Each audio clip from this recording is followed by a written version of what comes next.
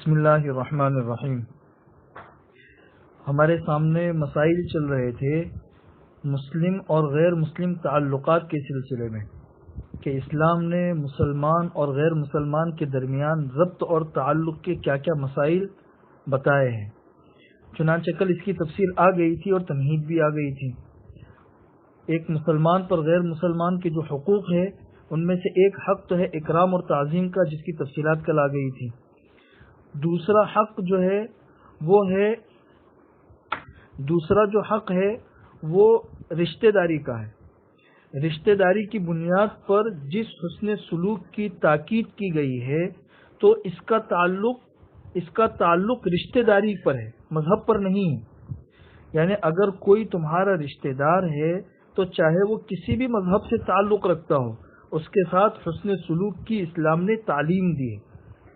چنانچہ آپ قرآن کریم کے اوپر غور کرو کہ قرآن کریم میں 12 جگہوں پر رشتہ داروں کے ساتھ حسن سلوک کی تاکید کی گئی ہے۔ اسی طریقے سے حضور اکرم صلی اللہ علیہ وسلم نے احادیث کے اندر مختلف الفاظ سے رشتہ داروں کے ساتھ حسن سلوک کی تلقین کی ہے۔ جسے وہ مشہور حدیث ہے کہ جو چاہتا ہے کہ اس کی روزی میں اضافہ ہو اور اس کی عمر میں درازی ہو تو وہ اپنے رشتہ داروں کے ساتھ حسن سلوک کرے۔ اسی طرح دوسری حدیث ہے لیس الواصل بالمکافئ، کہ جو انسان ادلا بدلے کی وجہ سے رشتہ داری نبھانے والا ہو تو وہ اصل رشتہ داری نبھانے والا نہیں ہے۔ رشتہ داری اصل نبھانے والا وہ ہے کہ سامنے والا انسان رشتہ داری نہیں نبھا رہا ہے پھر بھی انسان رشتہ داری نبھاتا ہے۔ تو قرآن کریم میں جہاں جہاں پر رشتہ داروں کے ساتھ حسن سلوک کی تاکید ہے اور احادیث میں جہاں جہاں رشتہ داری کی تاکید ہے وہاں مسلمان اور غیر مسلمان کی کوئی قید نہیں ہے۔ اس عموم سے پتہ چلتا ہے کہ قرآن اور حدیث رشتہ داری کی تلقین اور ترغیب دیتے ہیں، چاہے وہ کسی بھی مذہب سے تعلق رکھتا ہو۔ حضور اکرم صلی اللہ علیہ وسلم نے اپنے عمل کے ذریعے بھی اس کو امت کے سامنے پیش کیا۔ چنانچہ صحابہ کرام میں بہت سے صحابہ ایسے ملتے ہیں جن کے والدین یا والدین میں سے کوئی ایک غیر مسلم تھے۔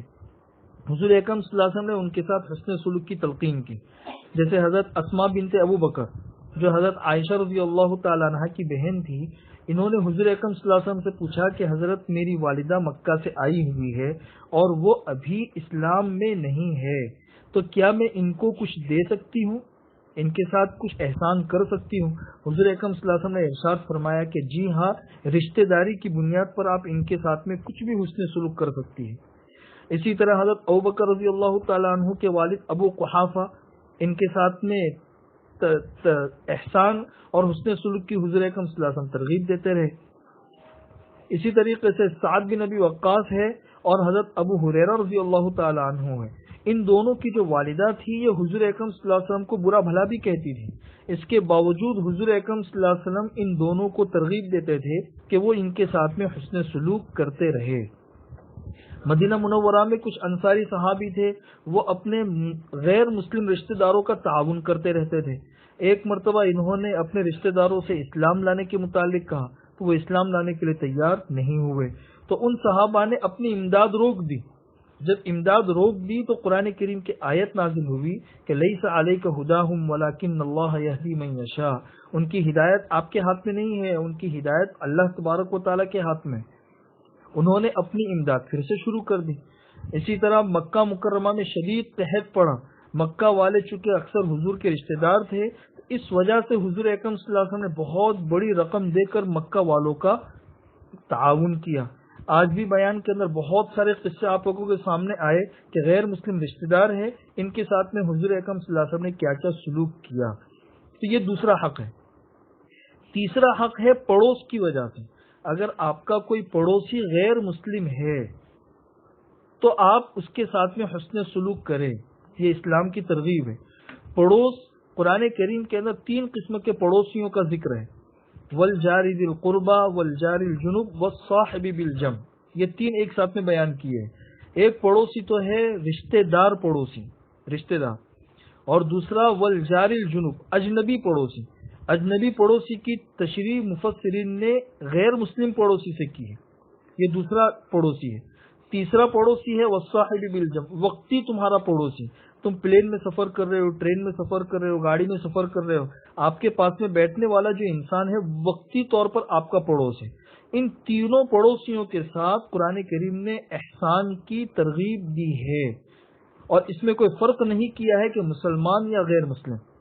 اسی طرح حضور اکرم صلی اللہ علیہ وسلم کی وہ حدیث ہے کہ وہ انسان ایمان والا نہیں ہے من لا یأمن جارہ بوائقہ، کہ جس کے پڑوسی اس کی شرارتوں سے محفوظ نہ ہو. اس کے اندر بھی دیکھیے کوئی مسلمان اور غیر مسلمان کا کوئی فرق نہیں ہے. حضور اکرم صلی اللہ علیہ وسلم کی انہی تعلیمات کا یہ اثر تھا کہ حضرت عبداللہ ابن عمر رضی اللہ تعالیٰ عنہ ایک مرتبہ گھر تشریف لائے. ان کے گھر میں بکری ذبح کی گئی تھی، تو گھر والوں سے آتے ہی پوچھا کہ بھئی ہمارے پڑوس میں جو یہودی پڑوسی ہے، آپ نے اس کے یہاں پہ گوشت بھیجا یا نہیں بھیجا؟ پھر حضرت عبداللہ ابن عمر نے حضور اکرم صلی اللہ علیہ وسلم کی یہ حدیث بیان کی کہ حضور اکرم صلی اللہ علیہ وسلم پڑوسیوں کے ساتھ حسن سلوک کی تلقین کرتے تھے. تو یہ تیسرا حق ہے کہ پڑوس چاہے وہ کسی بھی مذہب سے تعلق رکھتا ہو، وہ آپ کا پڑوسی ہے، اس کے ساتھ میں آپ کو حسن سلوک رکھنا چاہیے. باقی چوتھا حق ہے، پانچواں حق ہے، اس کے علاوہ اور بھی حقوق ہے، وہ آئندہ کل آپ کے سامنے آ جائیں گے انشاءاللہ.